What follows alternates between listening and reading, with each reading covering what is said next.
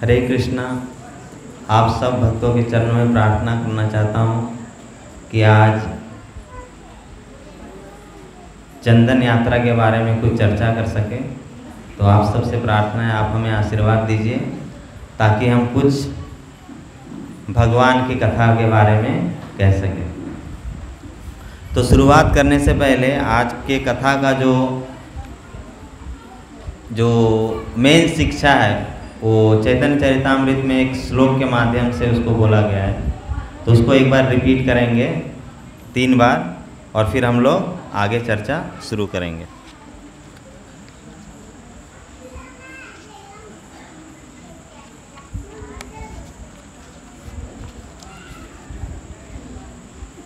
थोड़ा सा इसका इंट्रोडक्शन बता देता हूँ श्लोक का, ताकि आप लोगों को एक मीनिंग समझ में आएगा। तो चंदन यात्रा का फेस्टिवल का आपने पता है कि ये माधवेंद्र पुरीपाद इनके अथक प्रयास से गोपाल जी का जो उन्होंने सेवा प्रदान की थी उसके बारे में ये श्लोक बताता है। और ये श्लोक चैतन्य महाप्रभु के द्वारा खुद बोला गया है। मतलब कैसे कितना प्रयास करते हैं माधवेंद्र पुरीपाद अपने भगवान गोपाल जी को संतुष्ट करने के लिए। तो हम लोग ये श्लोक रिपीट करेंगे, मेरे पीछे आप लोग दोहराइएगा। प्रगाढ़ प्रेमेरे स्वभाव विचार, निज दुख विघ्न आदि न करे विचार। प्रगाढ़ प्रेमेरे स्वभाव आचार, निज दुख विघ्न आदि न करे विचार। प्रगाढ़ प्रेमेरे स्वभाव आचार, निज दुख विघ्न आदि न करे विचार।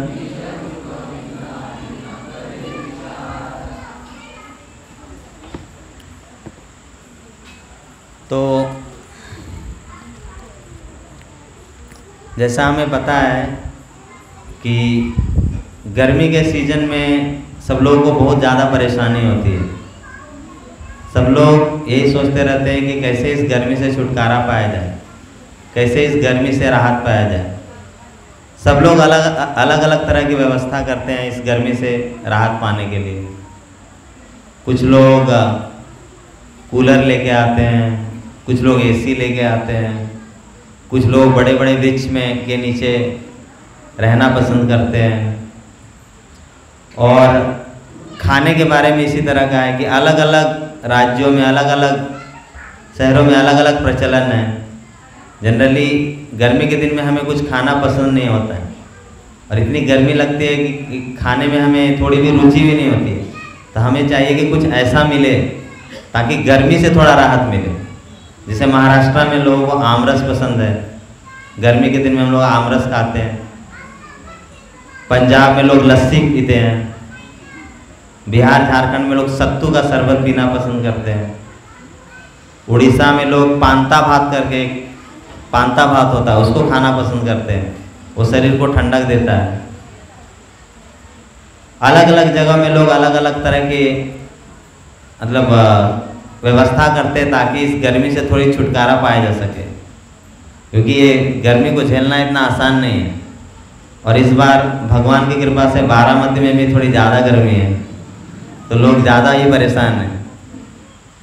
तो जैसा हर इंसान, हर मनुष्य, हर भक्त ये कोशिश करता है कि किस तरह से गर्मी से राहत पाया जाए, हम लोग अलग अलग तरह की व्यवस्था करते हैं। अलग अलग जगह आप देखेंगे अलग अलग तरह का आइडिया लगाते हैं। आपने देखा हो कुछ लोग पानी को ठंडा रखने के लिए वो प्लास्टिक बॉटल में कपड़े से उसको बांध देते हैं। तो इंडिया में अलग अलग जुगाड़ भी है, बाहर के लोगों को समझ में नहीं आता ये कौन सी जुगाड़ है। लेकिन अलग अलग तरह के लोग अलग अलग चीज़ें करते हैं। कुछ लोग मटके का पानी पीना पसंद करते हैं, कुछ लोग फ्रिज का पानी पीना पसंद करते हैं, कुछ लोग आइसक्रीम खाते हैं, कुछ लोग आइस केक खाते हैं। तो अलग अलग तरह का व्यवस्था करते हैं लोग ताकि किसी तरह गर्मी से राहत पाया जाए। तो इसी तरह जैसा हम सब लोग को इतनी गर्मी होती है तो भगवान को भी बहुत गर्मी होती है। तो भगवान को गर्मी होती है तो भगवान को गर्मी से राहत देने के लिए भक्त भी अलग अलग तरह के प्रयास करते हैं।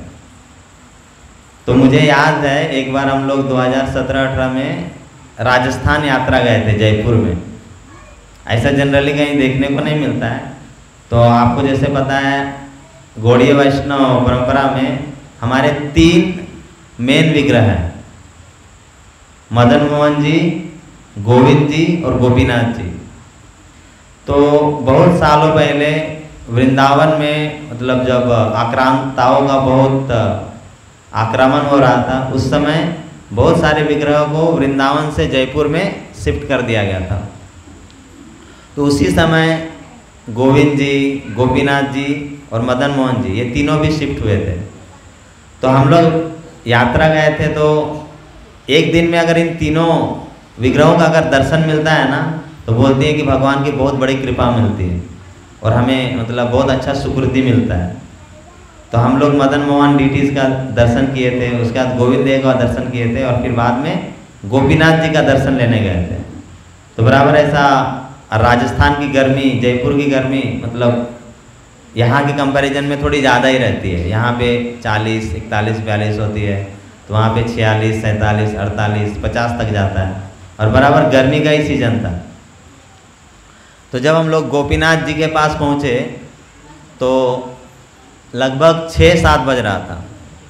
तो हम लोग फिर ऑल्टर खुला भगवान जी का, सब लोग दर्शन ले रहे थे, कुछ भगवान से प्रार्थना कर रहे थे, कोई भगवान के ऑल्टर का प्रदक्षिणा कर रहा था, कोई हरे कृष्ण महामंत्र का जप कर रहा था और कोई भगवान के विग्रहों के बारे में चर्चा कर रहा था।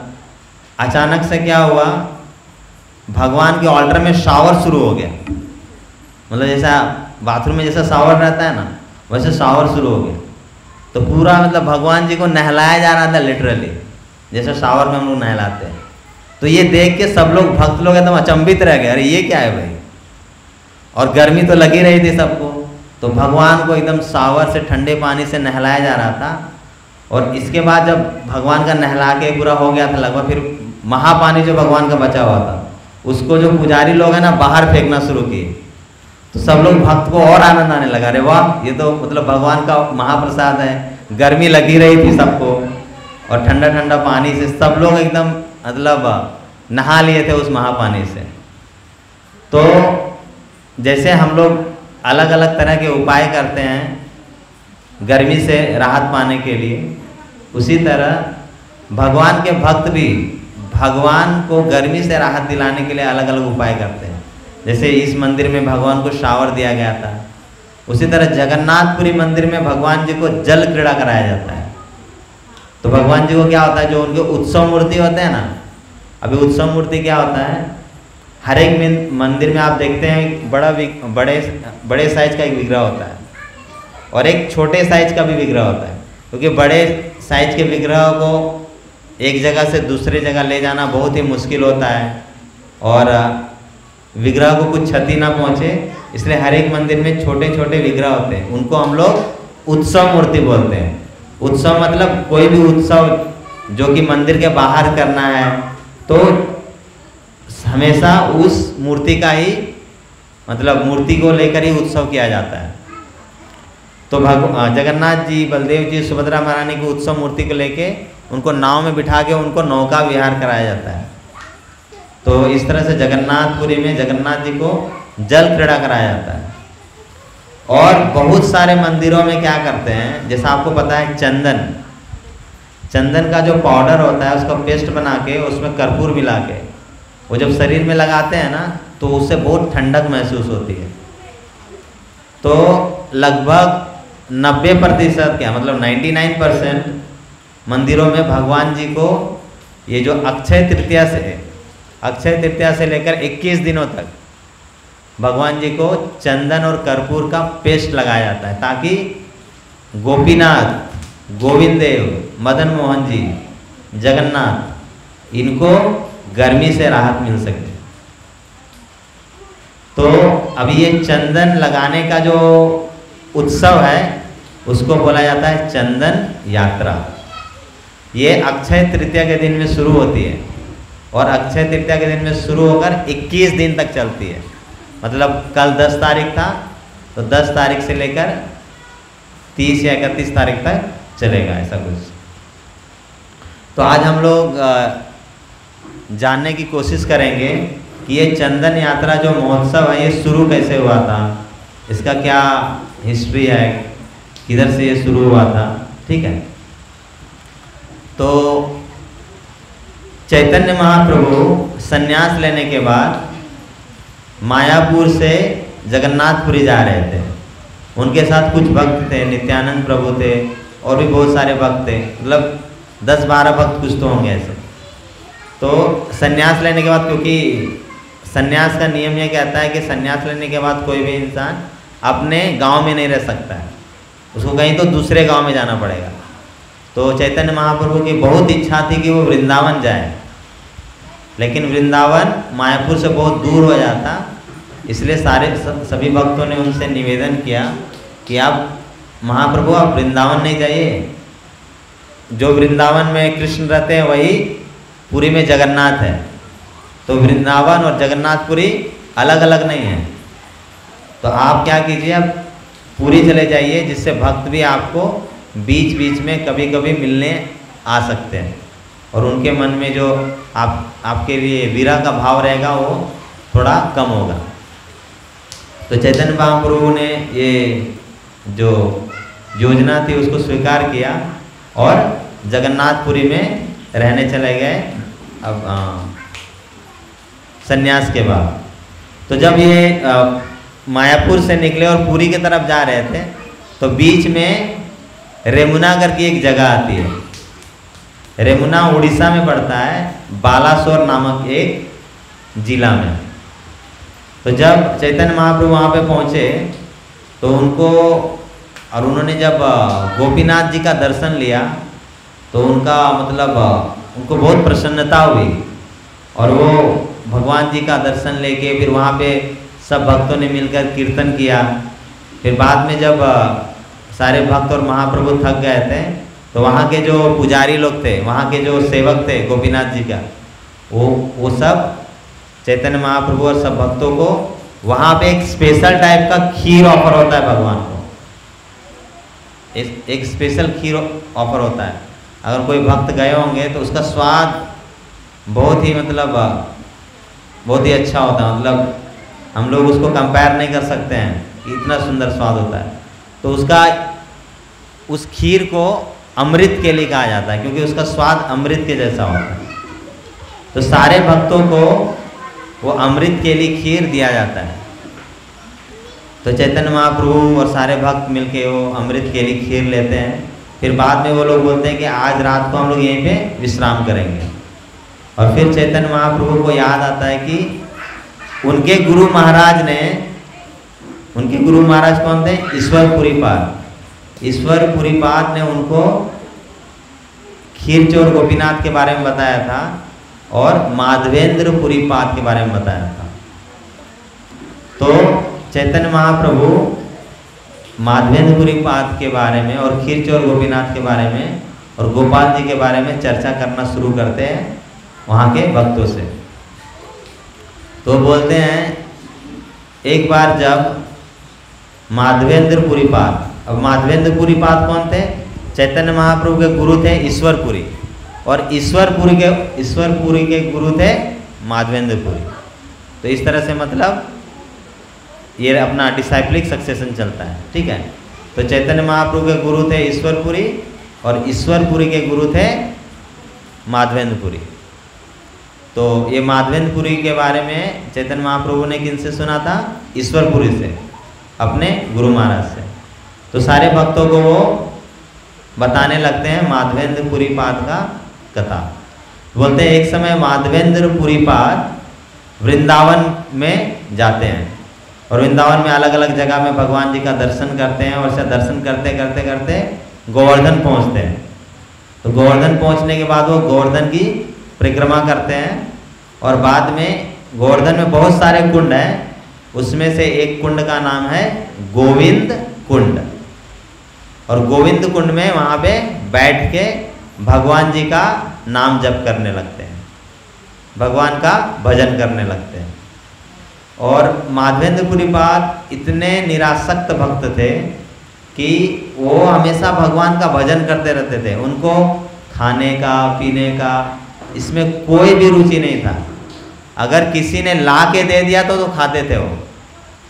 जैसे जनरली क्या करते थे बहुत सारे भक्त, आपने सुदामा विप्र के बारे में सुना होगा। उनका स्टैंडर्ड क्या था कि वो 5 घर में जाके भिक्षा मांगेंगे, और वो 5 घरों में भिक्षा मिला तो मिला, नहीं तो उस दिन उपवास। लेकिन माधवेंद्र पुरी पाद का स्टैंडर्ड उनसे भी ऊपर था। वो बोले कि कोई ला के देगा तो ठीक है, नहीं तो फिर उपवास। भगवान के भजन कीर्तन से ही वो संतुष्ट रहते थे। तो उसी तरह गोविंद कुंड के तट पे वो भगवान जी का नाम जप कर रहे थे, तो अचानक से ग्वाल बाल आते हैं वहाँ पे। और ग्वाल बाल आते हैं और माधवेंद्रपुरी पाद के पास आते हैं, बोलते हे साधु महाराज, ये लीजिए आपके लिए ये दूध है। तो माधवेंद्रपुरी पाद को समझता कि मैं अभी अभी इधर आया हूँ, इसको कैसे समझ में आ गया कि मुझे भूख लगी है या मुझे कुछ खाने की ज़रूरत है। तो उनसे वो विचार करते हैं कि आपको कैसे पता चला कि मुझे कुछ खाने की ज़रूरत है, मुझे भूख लगी है। तो वो ग्वाल बाल बोलते हैं कि इधर जो स्त्रियां इस कुंड में अपना काम करने आती है उन्होंने बताया मुझे। और वो ग्वाल बाल बोले कि यहाँ मेरे गांव में जो कोई भी आता है उसको मैं कुछ न हमेशा खाने के लिए प्रदान करता ही हूँ। उसके बाद वो बोले कि मुझे अभी दूध दूहने जाना है, तो आप ये बर्तन रखिए, पी लीजिएगा, थोड़ी देर के बाद मैं आऊँगा और इसको लेके जाऊँगा। तो माधवेंद्रपुरी पाद बोले ठीक है। और उसके बाद वो ग्वाल बाल वहाँ से चले जाते हैं और थोड़ी दूर जाने के बाद वो गायब हो जाते हैं। और तो माधवेंद्रपुरी पाद को उस समय थोड़ा समझता है, अभी तो दिख रहे थे, वो कहाँ चले गए। फिर इधर उधर नज़र दौड़ाते हैं तो कोई भी दिख नहीं रहा था। फिर सोचे अच्छा कोई बात नहीं, कहीं तो चले गए होंगे। फिर वो जो ग्वाल बाल जो दूध दिए हैं उसको आप पान करते हैं और फिर से अपने नाम जप और भजन में लग जाते हैं। इस तरह से जब वो भजन कर रहे थे भगवान का, तो उनको बीच में नींद आ जाती है। तो जब वो उनको नींद आ जाती है तो उनके सपने में वो ग्वाल बाल जिन्होंने थोड़ी देर पहले उनको दूध दिए था, वो उनके सपने में आते हैं और बोलते हैं हे माधवेंद्रपुरी, मैं कितने सालों से आपका इंतजार कर रहा था कि तुम कब आओगे और मेरा सेवा आरंभ करोगे। बोलोगे इधर जो पास का झाड़ी है ना, उसमें मेरा विग्रह एक मेरा भक्त छुपा के चला गया है। लगभग बहुत सालों पहले जब आक्रांताओं ने यहाँ पे आक्रमण किया था, तो आक्रांताओं के डर से कि विग्रह को क्षतिपूर्ति ना हो, इसलिए वो इस झाड़ में छुपा के चले गए और आज तक वो आए नहीं है। तो मैं तब से आपका इंतजार कर रहा हूँ कि कब माधवेंद्रपुरी आएंगे और मेरा सेवा पूजा फिर से आरंभ करेंगे। तो बोलते हैं कि कृपया करके जल्दी से मुझे इस झाड़ से निकालिए और मेरा सेवा आरंभ कीजिए। तो फिर बाद में जब माधवेंद्रपुरी पाद नींद से उठते हैं तो फिर उनको समझ में आता है, अरे वो जो ग्वाल बाल आए थे वो कोई और नहीं, गोपाल ही थे, कृष्ण ही थे, गोविंद ही थे। तो उनको लगा रहे मैंने कैसे नहीं भगवान को पहचाना। फिर बाद में उन्होंने सोचा अच्छा ये सब तो ठीक है, मेन काम है भगवान जी ने मुझे, गोपाल जी ने मुझे सेवा दिया है। क्योंकि कभी कभी कैसा होता है हम लोग पश्चाताप में लग जाते हैं और पश्चाताप के चक्कर में सेवा भूल जाते हैं। तो माधवेंद्रपुरी पाद को भी पश्चाताप हो रहा था, लेकिन तुरंत उनको समझ में आया अरे नहीं, पश्चाताप से ज़्यादा इम्पोर्टेंट सेवा है। तो पास के गांव वालों को बुलाते हैं और उनको अपने ये जो सपने में जो घटना होती है उसके बारे में बताते हैं। तो वहाँ पे क्या होता है, बहुत ही मतलब घना जंगल जैसा हो जाता है। तो सारे जो गांव वालों को बोलते हैं कि कुल्हाड़ी लेके आइए, कुदाल लेके आइए, ताकि झाड़ियों को निकाल करके और थोड़ा रास्ता बना के हम भगवान जी को निकाल सकते हैं। तो पूरा उधर जंगल को साफ किया। फिर बाद में जब वहाँ पे पहुँचे तो सही में वहाँ पे गोपाल जी की सुंदर सी विग्रह थी। और ये देख के गांव वालों को बहुत ही प्रसन्नता हुई। फिर उन्होंने सोचा कि भगवान जी को उठा के अभी उनके आसन में रखना है। तो एक अच्छा सा पत्थर देखा, उसको थोड़ा एडजस्ट किया ताकि भगवान जी को अच्छे से रखा जा सके। फिर बाद में सारे ब्राह्मण लोग उसको उठाने की कोशिश किए, लेकिन गोपाल जी बहुत ही भारी थे, उनका साइज बड़ा था, तो ब्राह्मणों से उठ नहीं रहा था वो। तो बाद में क्या किए, गांव के जो पहलवान लोग थे ना, उनको बुलाया उन्होंने, और उनकी मदद से गोपाल जी को आसन में बिठाया गया। फिर बाद में क्या हुआ कि अभी भगवान जी इतने दिन से झाड़ियों पे थे, उनको कैसा है, इतने दिन गर्मी लग रही थी, बहुत मतलब परेशान थे। तो उनको क्या किया, जो गोविंद कुंड थे वहाँ से 900 मटके ठंडे पानी के जल लाए और उसमें सेंट डाला, उसमें चंदन डाला और अलग अलग तरह की चीज़ें डाली, ताकि भगवान को जल्दी से जल्दी वो जो समझ रहे हैं कि आप सपोज 100 साल से आप नहाए नहीं हैं, तो आपको नहाने का कितना मतलब ऐसा आतुरता रहेगा। तो उसी आतुरता को समझते हुए भक्त लोग 900 मटके जल लेके आए, उसको अलग अलग फ्रेग्रेंस के साथ मिक्स किया और भगवान का अभिषेक शुरू किया और उनको उनकी साफ सफाई शुरू की। फिर बाद में जब ये 900 मटकों का अभिषेक खत्म हुआ तो उनको पंचगव्य से अभिषेक किया गया। अभी पंचगव्य में क्या क्या आता है, तो पंचगव्य में आता है गोबर, गोमूत्र, दूध, दही और घी, ये पंचगव्य। तो 900 मटकों से अभिषेक करने के बाद भगवान जी को पंचगव्य से अभिषेक किया जाता है। उसके बाद पंचगव्य से अभिषेक होने के बाद भगवान जी को पंचामृत से अभिषेक किया जाता है। पंचामृत में क्या क्या आता है, दूध, दही, घी, मध और चीनी का पानी। तो पंचामृत से अभिषेक करने के बाद भगवान जी को पोशाक पहनाया जाता है। फिर उनको भोग लगाने के लिए, भोग लगाने का उनका इंतजाम करते हैं। तो जब भोग लगाने की बात आती है तो अभी गांव वालों को कैसा है ना, राइस, दाल, चपाती ये सब बनाना पड़ेगा। तो सब चीज़ के लिए ये राइस चाहिए, दाल चाहिए, आटा चाहिए। तो जो गांव वाले जितने भी गांव वाले थे ना, उन्होंने क्या किया, उनके पास जितना कुछ भी था सब कुछ लेके आ गए। सपोज किसी के पास 10 किलो चावल था, 5 किलो दाल था और 10 किलो आटा था, तो पूरा का पूरा लेके आए। ऐसा नहीं सोचे कि कल क्या होगा। जिसके पास 100 किलो था उसने भी पूरा लेके आया और इस तरह से बहुत बड़ा भगवान जी को भोग चढ़ाया। ऐसा ही भोग चढ़ाया था जैसा कि गोवर्धन लीला के समय पे गोवर्धन जी को चढ़ाया गया था। मतलब ये अन्नकूट फेस्टिवल का रिपीटेशन था पूरा। तो भगवान जी को जब ये सब भोगा चढ़ाया गया, अभिषेक किया गया, उनका दर्शन चालू हुआ और धीरे धीरे करके समाचार ना एक गांव से दूसरे गांव, दूसरा गांव से तीसरा गांव, फिर बाद में मथुरा शहर को पता चला। तो सब अलग अलग गांव से लोग आने लगे और सब लोग बोले कि हमें भी गोपाल जी का सेवा करना है। तो वो लोग भी अपना अपना सामग्री लेके आए। इस तरह से हर दिन अन्नकूट फेस्टिवल हो रहा था और कितना राइस इतना बनाया जा रहा था कि राइस का पहाड़ बन जाता था, चपाती का पहाड़ बन जाता था, दाल का कुंड बन जाता था।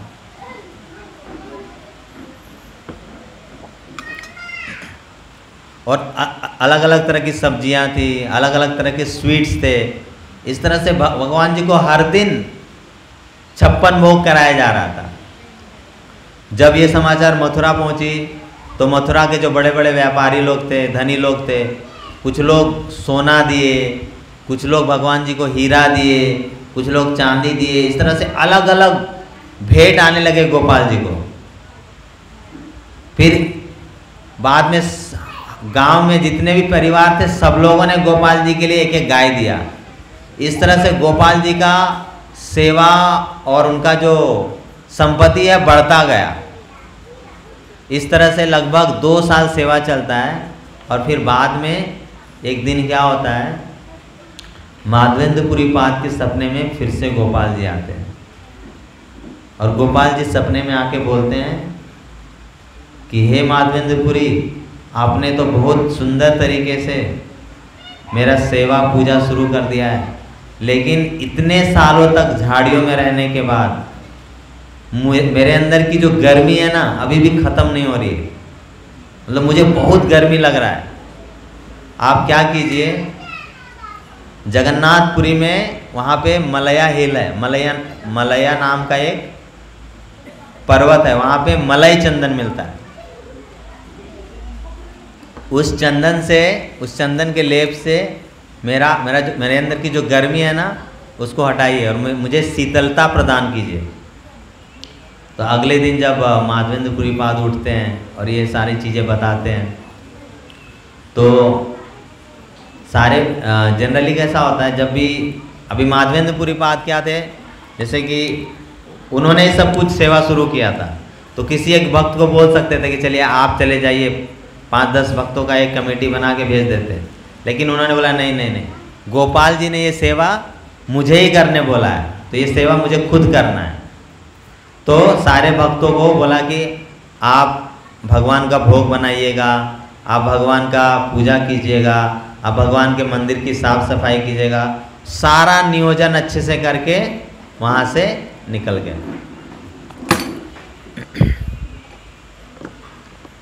जब वहाँ से निकले तो पहले वो माधवेंद्रपुरी पास जाते हैं बंगाल में, और बंगाल में मायापुर में जाते हैं और वो अद्वैत आचार्य से मिलते हैं और बोलते हैं ये जो मिलाप रहता है अद्वैत आचार्य और माधवेंद्रपुरी पाद का, तो इस समय अद्वैत आचार्य माधवेंद्रपुरी पाद को अपना गुरु स्वीकार करते हैं।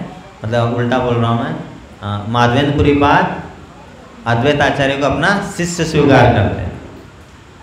और उसके बाद वो आगे बढ़ते हैं साउथ की तरफ, दक्षिण की तरफ, और दक्षिण की तरफ जब वो पुरी की तरफ जाते हैं, जगन्नाथपुरी की तरफ, तो बीच में फिर से आता है रेमुना, जहाँ पे चैतन्य महाप्रभु अभी कथा बता रहे हैं। और वहाँ पे जब आते हैं तो गोपीनाथ जी का दर्शन लेते हैं। बाद में पुजारी लोग से वो पूछते हैं कि आप लोग गोपीनाथ जी का सेवा कैसे करते हैं, आप लोग गोपीनाथ जी को क्या क्या खिलाते हैं। अभी उनका ये पूछने का एक ही मकसद था कि वो चाहते थे अगर यहाँ से कुछ अच्छी चीज़ें सीख के वो सारी चीज़ें हम लोग गोपाल जी को फिर से शुरू कर सकते हैं। जैसे कि हम लोग इस्कॉन में ऐसा ट्रेंड है कि कुछ मंदिरों में हर एक मंदिर का अपना अपना कुछ खासियत होता है। कहीं पे भगवान जी का भोगा अच्छे से होता है, कहीं पे फेस्टिवल बहुत अच्छे से किया जाता है, कहीं पे प्रचार बहुत अच्छे से किया जाता है। तो क्या करते हैं, एक मंदिर से लोग दूसरे मंदिर जाते हैं और वहाँ की जो खासियत रहती है उसको सीख के आते हैं और अपने मंदिर में उसको इम्प्लीमेंट करते हैं। तो इसी भाव से माधवेंद्रपुरी पाद क्या करते हैं, वहाँ के पुजारियों से पूछते हैं कि यहाँ का जो गोपीनाथ जी का सेवा आप लोग कैसे करते हैं, बताइए क्या क्या भोग लगाते हैं। तो पुजारी उस समय बताते हैं, अलग अलग चीज़ें बताते हैं और फिर फाइनली बताते हैं कि हम लोग गोपीनाथ जी को यहाँ पे खीर का भोग लगाते हैं जिसको अमृत केली बोलते हैं। और बराबर जब इस अमृत केली के बारे में पुजारी बताते रहते हैं, उसी समय भगवान जी को अमृत केली का भोग लगने जाता है।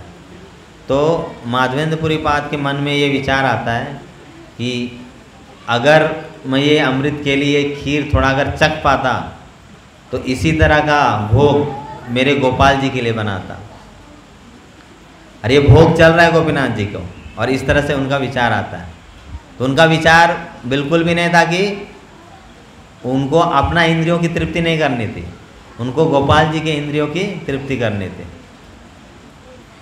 तो लेकिन फिर भी उनको लगा कि अरे अभी भगवान जी का भोग लग रहा है और मेरे विचार में आ रहा है कि मैं उसको चखता। तो जनरली कैसा होता है, जब तक भगवान जी को भोग लगता है उस समय हमें भोग के बारे में सोचना भी नहीं चाहिए, वो एक अपराध होता है। तो माधवेंद्रपुरी पाद को लगा मैंने एक अपराध कर दिया है, तो ये सही नहीं है। तो भगवान जी का भोग लगा, उसके बाद आरती हुई, आरती का दर्शन लिया और चुपचाप वहाँ से निकल के रेमुना के किसी एक मार्केट एरिया था उधर जाके बैठ जाते हैं।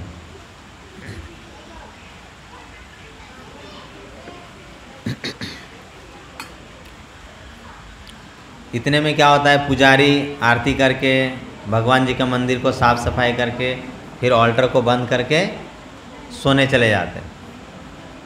तो जैसे ही पुजारी को नींद आती है, गोपीनाथ जी उस पुजारी के सपने में आते हैं और बोलते हैं, हे ब्राह्मण देवता, आपने जो खीर ऑफर किया था उसमें से एक खीर का जो बर्तन था ना, वो मैंने चुरा लिया है और वो मेरे पैर के पीछे वाले भाग में है। तो पुजारी अचानक से एकदम उठते हैं और सोचते हैं कि ये क्या हुआ भाई। तो फिर बाद में वो जाके ऑल्टर खोलते हैं और चेक करते हैं, तो सही में वहाँ पे गोपीनाथ एक खीर का पॉट रहता है। और सपनों में ये भी बताते हैं गोपीनाथ जी उनको कि ये जो खीर है ना, ये मैंने माधवेंद्रपुरी के लिए चुराया हुआ है। जनरली हमें पता है, अगर भौतिक जगत में अगर कोई चोरी करता है तो क्या करता है, उसको हम लोग मतलब गलत दृष्टि से देखते हैं। लेकिन भगवान जी जब चोरी करते हैं तो उसको बहुत आनंद से लोग सुनते हैं। जनरली अगर हमें कोई चोर बोले तो हमें बुरा लगेगा, लेकिन आपको पता है कृष्ण को लोग माखन चोर बोलते हैं। तो भगवान का चोरी भी एक लीला है। भगवान का चोरी भी मतलब ऐसा साधारण नहीं है, मतलब उनकी चोरी में भी एक स्वाद है, उनकी चोरी में भी एक मतलब भक्तों को आनंद आता है।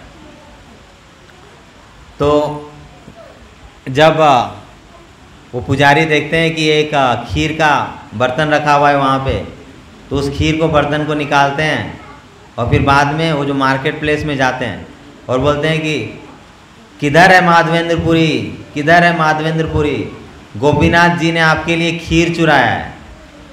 तो बाकी के लोग भी सुनेंगे ना, अरे कौन है भाई जिसके लिए गोपीनाथ जी ने खीर चुराया है।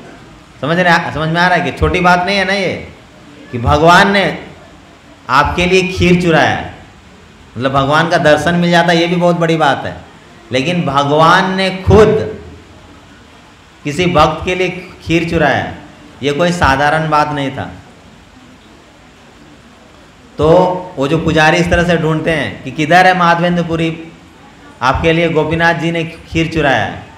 तो जब ये बात माधवेंद्रपुरी पाद के कानों में पड़ती है तो फिर उनके सामने आते हैं और बोलते हैं मैं ही हूँ माधवेंद्रपुरी, और वो खीर लेते हैं। फिर बाद में उस समय ऐसा ही कुछ तो रात होता रहेगा, तो वो खीर को खाते हैं और मतलब भगवान के कृपा को आनंद लेते हुए मतलब बहुत भाव विभोर हो जाते हैं। लेकिन फिर बाद में उनको समझ में आता है कि गोपीनाथ ने मेरे लिए खीर चुराया है, ये बात बहुत लोगों के कानों में तक चली गई है और ये कल सब लोग मेरे पीछे आएंगे। बेसिकली क्या होगा, अब उनका जो है कैसा ना, सब लोग मान सम्मान करेंगे ना।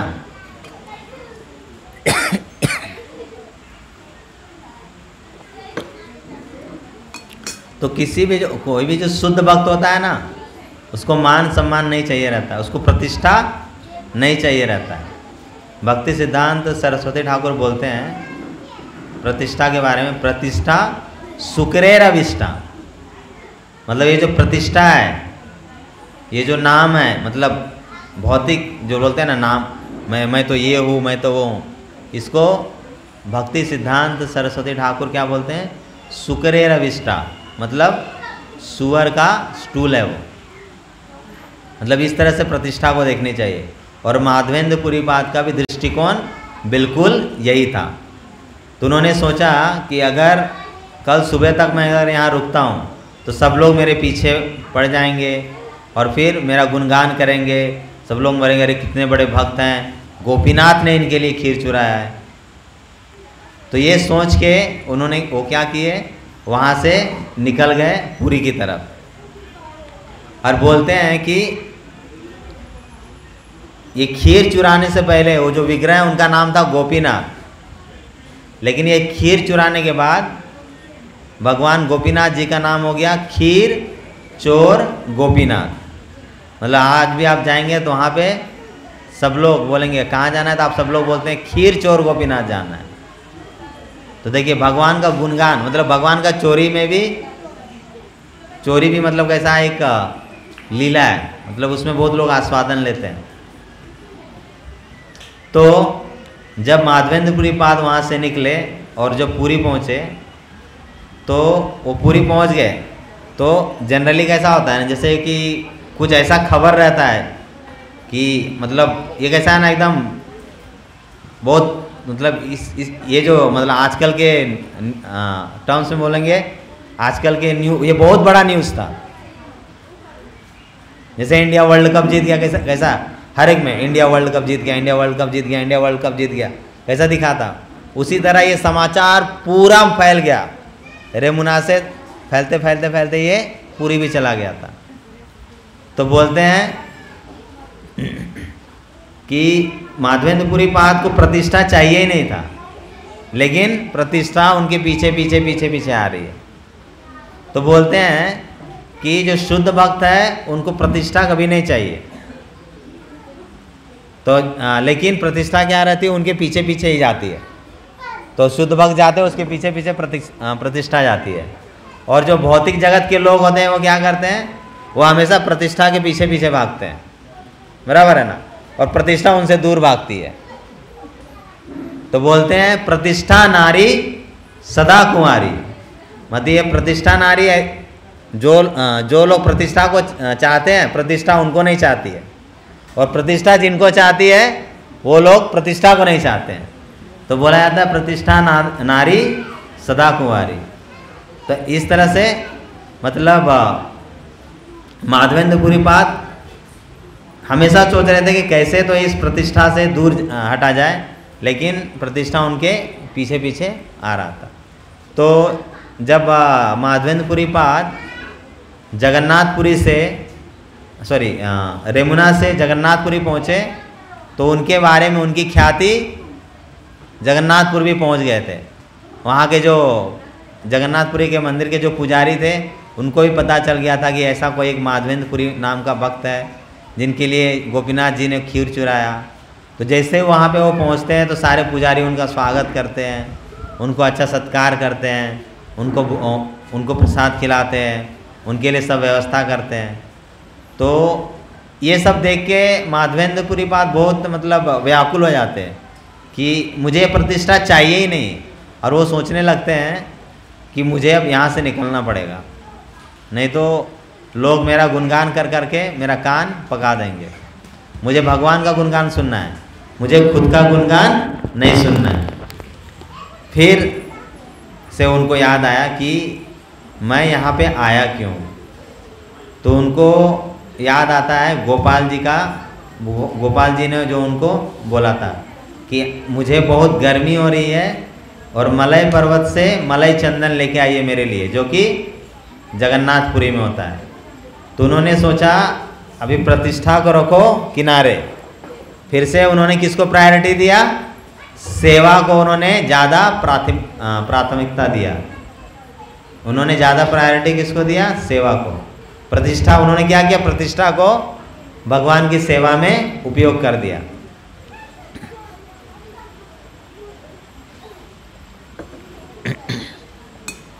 आपको पता है कि अगर कोई फेमस इंसान रहता है तो पूरी दुनिया उसके लिए सब कुछ करने के लिए तैयार रहता है, बराबर है ना।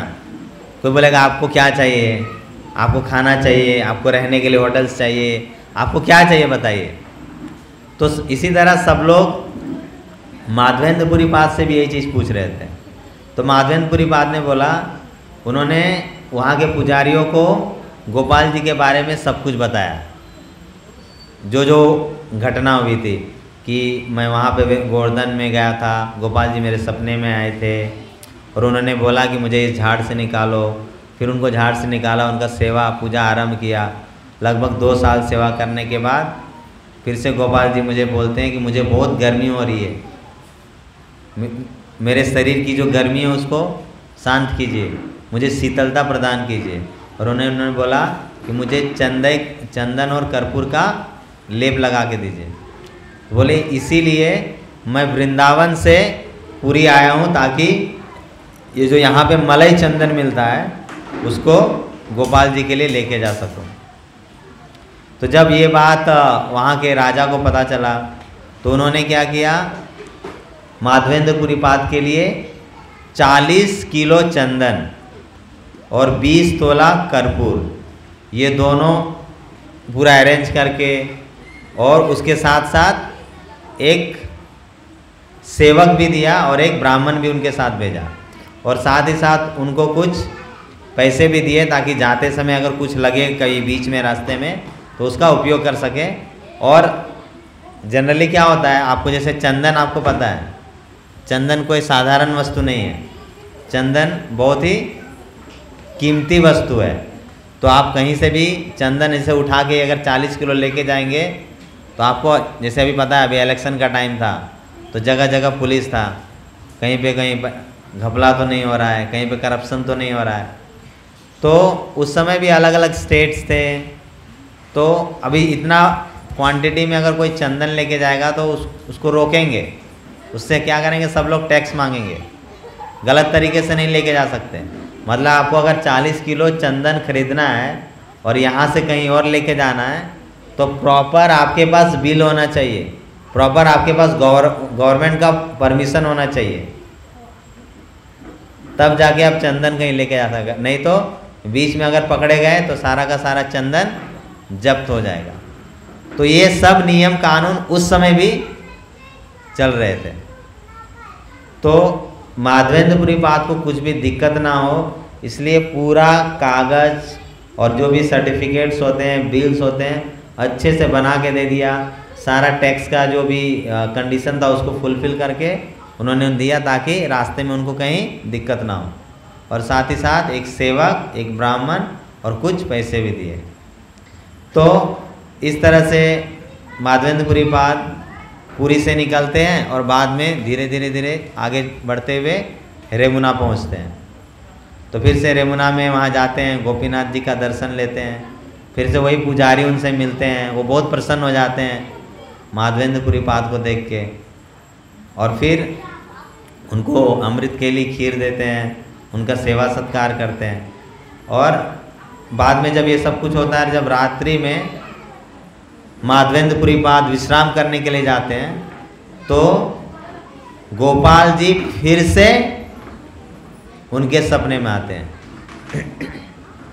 तो ये तीसरी बार है जब गोपाल जी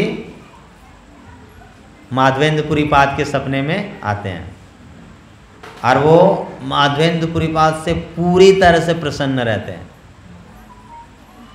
और वो माधवेंद्रपुरी पाद को बोलते हैं कि हे माधवेंद्रपुरी, आप ये जो चंदन जगन्नाथपुरी से लेके आ रहे हो मेरे लिए,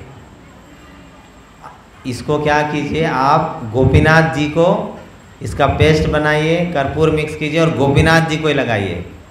अगर गोपीनाथ जी को लगाइए तो समझ लीजिए कि मेरे भी शरीर में ये चंदन का लेप लग गया है, और जब आप गोपीनाथ जी को लगाएंगे तो उनको जो शीतलता प्रदान होगी उससे मुझे भी शीतलता प्रदान हो जाएगी।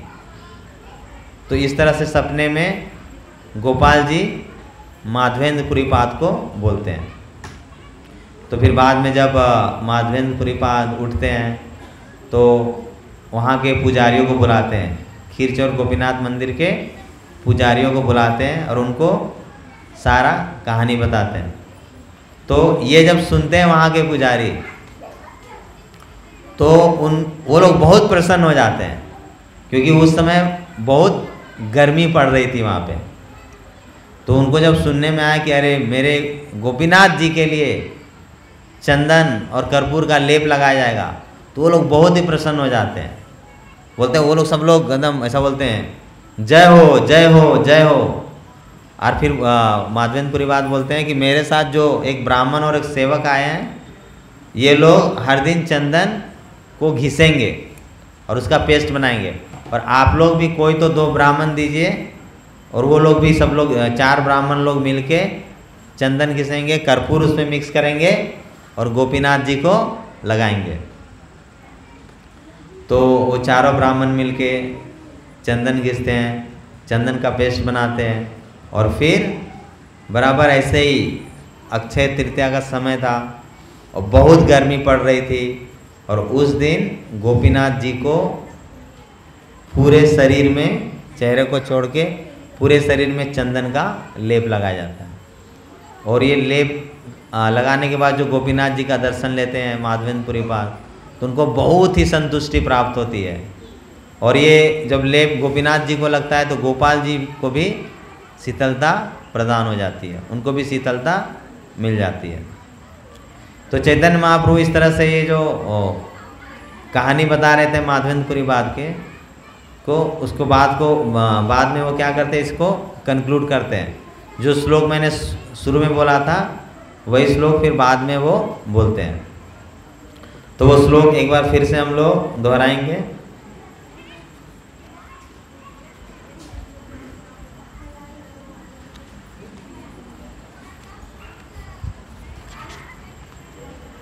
प्रगाढ़ प्रेमेर ऐ स्वभाव आचार,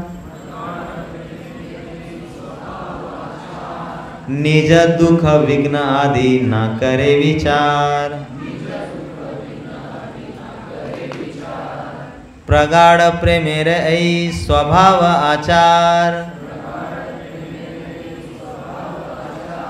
निज दुख विघ्न आदि न करे विचार।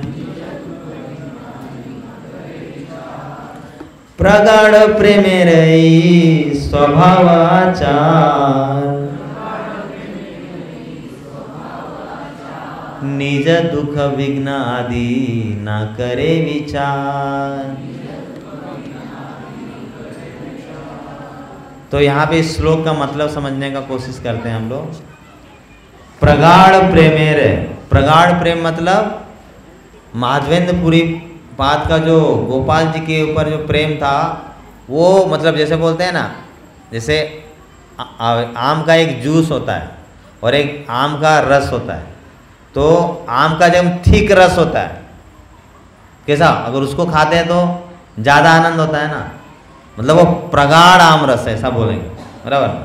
तो एक जैसे कि हम लोग को किसी के ऊपर प्रेम है तो वो क्या होता है, प्रेम का मतलब एक इनिशियल स्टेज है, लेकिन प्रगाढ़ प्रेम का मतलब क्या होता है, बहुत ही मतलब किसी व्यक्ति के प्रति बहुत ज़्यादा प्रेम है, मतलब कुछ भी करे वो इंसान उससे प्रेम करता ही रहेगा। उसी तरह का प्रेम था माधवेंद्रपुरी पाद का गोपाल जी के ऊपर, मतलब गोपाल जी के ऊपर उनको बहुत बहुत बहुत ज़्यादा प्रेम था। और इस तरह के प्रेम को बुलाता है प्रगाढ़ प्रेम। प्रगाढ़ प्रेमेर ऐ स्वभाव आचार। तो प्रगाढ़ प्रेम का स्वभाव कैसा होता है और उसका मतलब उसका कैरेक्टरिस्टिक कैसा होता है उसके बारे में बताया गया है। प्रगाढ़ प्रेमेर ऐ स्वभाव आचार। तो बोला जाता है जब, जैसे कि मैं भक्ति रसामृत महाराज का कथा सुन रहा था, उसमें वो बोल रहे थे जैसे कि माता अपने बच्चे को जब सेवा करती है, जनरली बच्चा कैसा है ना, बहुत परेशान करता है, खाना बिल्कुल नहीं खाना चाहता है वो, और सुलाने जाओ तो सोना नहीं चाहता है, नहलाना चाहो तो नहलाना नहीं चाहता है, बहुत तकलीफ देता है, बराबर ना।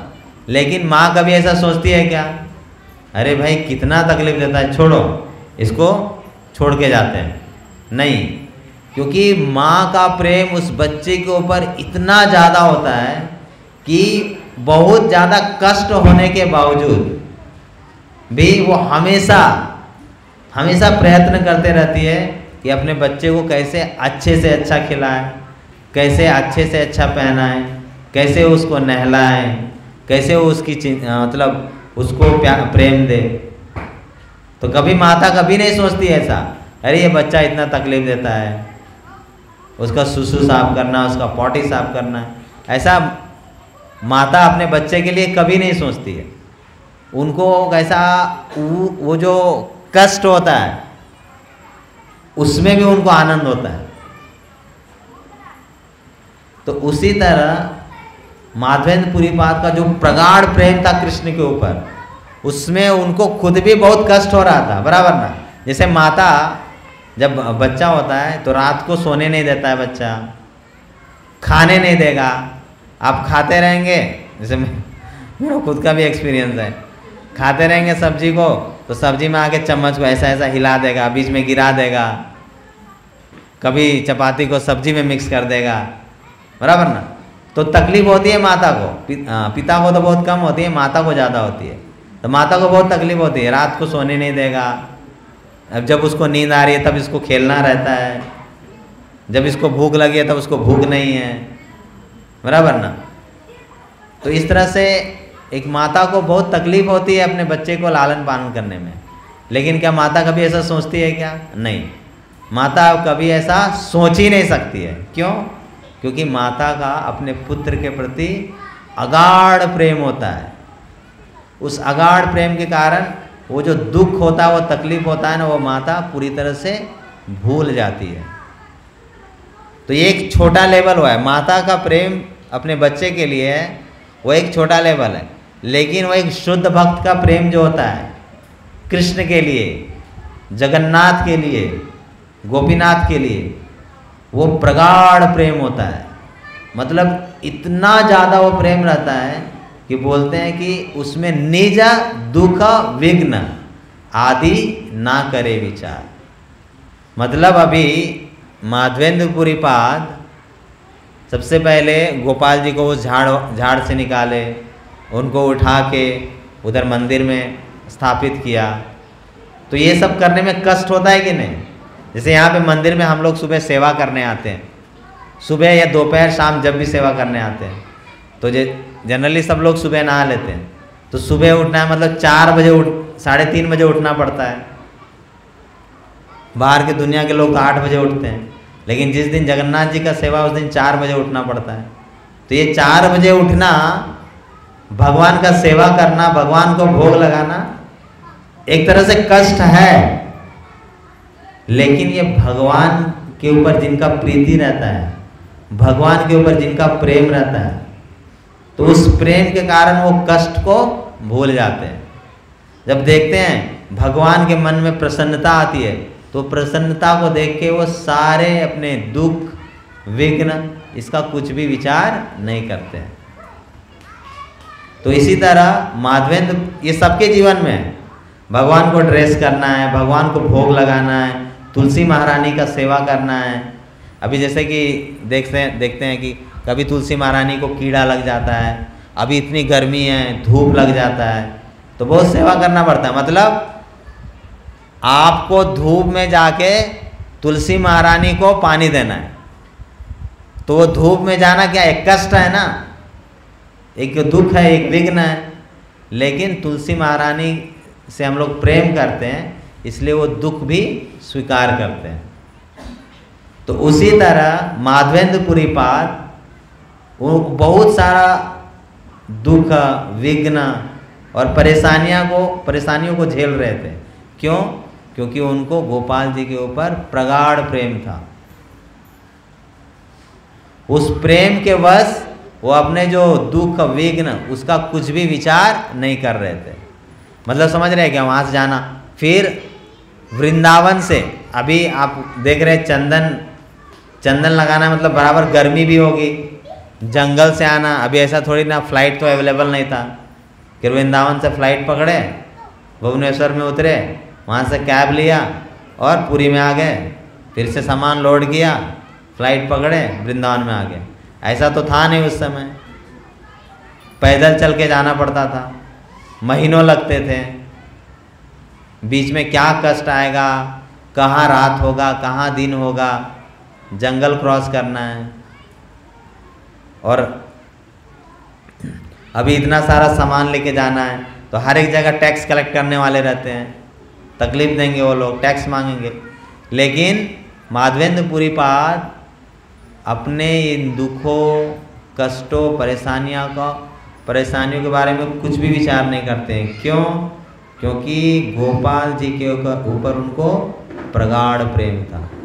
तो उस प्रगाढ़ प्रेम के कारण वो अपने दुखों, अपने परेशानियों, अपने कष्टों के बारे में कुछ भी विचार नहीं करते। तो इस तरह से चंदन यात्रा या चंदन लगाने का फेस्टिवल का शुरुआत होता है। अब ये हर साल ये जो त्यौहार है बराबर अक्षय तृतीया को शुरू होती है, और ये बराबर मतलब अक्षय तृतीया मई के महीने में, साल भर में सबसे ज़्यादा गर्मी इसी मई के महीने में पड़ता है। तो उसी समय भगवान जी को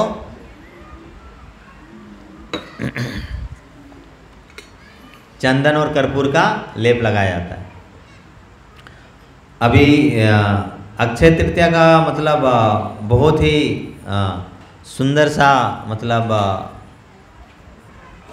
डेफिनेशन बताया था भक्ति रसामृत स्वामी महाराज ने, तो उसके बारे में थोड़ा सा जान लेते हैं, क्योंकि अक्षय तृतीया कल ही था तो उसके बारे में थोड़ा हम लोग चर्चा कर सकते हैं।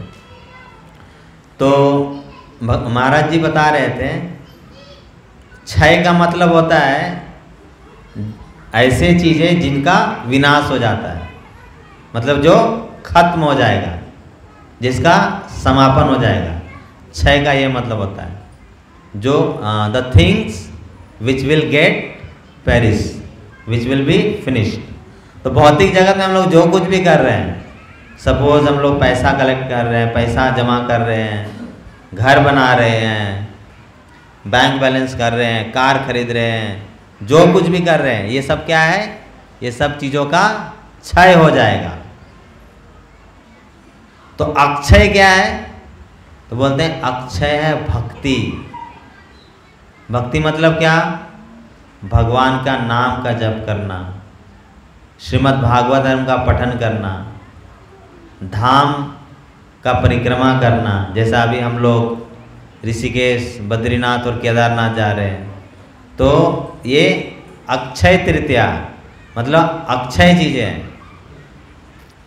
भगवान का कीर्तन करना, सत्संग में भाग लेना, भगवान का प्रसाद खाना, भगवान का प्रसाद का वितरण करना, ये सब जो चीज़ें हैं ये क्या है? अक्षय हैं। तो महाराज जी बोल रहे थे कि अक्षय तृतीया में हमें ऐसे चीज़ों को करनी चाहिए जो कि अक्षय सही में है। अभी मृत्यु के पश्चात हम लोग अपना बैंक बैलेंस तो ऊपर नहीं लेके जा सकते हैं, सब कुछ इधर ही छोड़ के जाना पड़ेगा। मतलब क्या हो गया? वो क्षय हो गया। और कभी कभी तो ऐसा होता है कि बहुत सारे लोगों को इसी जीवन में जो बहुत सारे पैसे कलेक्ट करते हैं वो इसी जीवन में चला जाता है अलग अलग कारणों से। तो अक्षय तृतीया से हमें समझना चाहिए कि हमें ऐसे चीज़ों पे ध्यान देनी चाहिए जो कि सही में अक्षय है, मतलब जिसका क्षय नहीं होगा, जिसका नाश नहीं होगा, जिसका समापन नहीं होगा। और क्या है वो है भक्ति।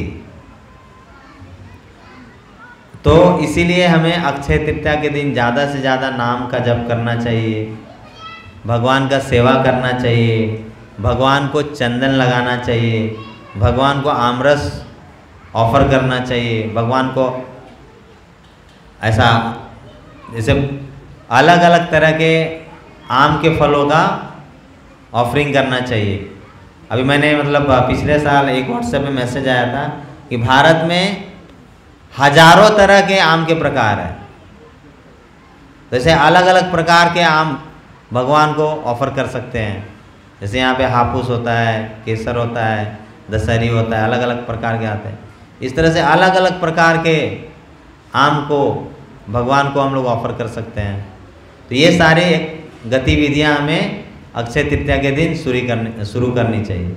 और बोला जाता है कि अक्षय तृतीया में हम लोग जो कुछ भी करते हैं उसका क्षय कभी नहीं होता है। तो बहुत सारे लोग सोना खरीदते हैं, बहुत सारे लोग अलग अलग चीज़ों को शुरुआत करते हैं, तो वो गलत नहीं है, लेकिन साथ ही साथ हमें जो सही में अक्षय चीज़ें हैं भक्ति, उसकी भी शुरुआत करनी चाहिए। मतलब भक्ति करनी चाहिए, नाम जप करना चाहिए, भागवत का पठन करना चाहिए। तो ये सब में हमें ध्यान देनी चाहिए। और ये अक्षय तृतीया में बहुत सारे सुंदर सुंदर घटनाएं हुई हैं। तो उसमें से कुछ घटनाएं क्या हैं? तो अक्षय तृतीया को इतना पावन, इतना शुभ क्यों माना जाता है? तो अक्षय तृतीया के दिन ही गंगा माता का अवतरण इस पृथ्वी में होता है। अक्षय तृतीया ये वो दिन है जिस दिन गंगा मैया इस पृथ्वी लोक पे आई थी। अक्षय तृतीया ही वो दिन है जिस दिन आपको पता होगा कि द्रौपदी माता का एक पात्र था, उसको अक्षय पात्र बोलते हैं, जिससे उन्होंने दुर्वासा मुनि और उनके शिष्यों को मतलब भोजन करवाया था। आज के अक्षय तृतीया के दिन ही महाभारत का जो कंपोजिशन है वो शुरू हुआ था। इस तरह से अलग अलग बहुत सारे और अक्षय तृतीया के दिन ही परशुराम जी का अवतरण हुआ था इस भौतिक जगत में। तो इसलिए अक्षय तृतीया का बहुत बड़ा महत्व है हमारे जीवन में, और हमें कोशिश करनी चाहिए ज़्यादा से ज़्यादा भक्ति करने की, ज़्यादा से ज़्यादा नाम जप करने की, भगवान की सेवा करने की, ताकि हम सही में अक्षय और भगवान के धाम जा सके। हरे कृष्णा।